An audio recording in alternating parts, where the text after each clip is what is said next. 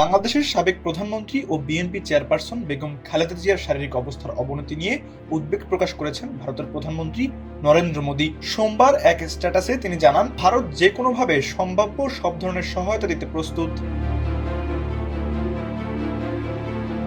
ভারতের সংবাদ মাধ্যম হিন্দুস্তান টাইমসের এক প্রতিবেদনে এ তথ্য জানানো হয়েছে। সামাজিক যোগাযোগ মাধ্যম এক্সে এক স্ট্যাটাসে মোদী লেখেন, বেগম খালেদা জিয়ার স্বাস্থ্যের বিষয় জেনে গভীরভাবে উদ্বিগ্ন। বাংলাদেশের জনজীবনে বহু বছর ধরে তার গুরুত্বপূর্ণ অবদান রয়েছে। তার দ্রুত সুস্থতা কামনা করছি। ভারত সম্ভাব্য সব সহায়তা দিতে প্রস্তুত, যেভাবে পারি। এদিকে বিএনপি চেয়ারপারসন বেগম খালেদা জিয়ার চিকিৎসায় সহায়তা করতে চীনের ৫ বিশেষজ্ঞ চিকিৎসক ঢাকায় পৌঁছেছেন।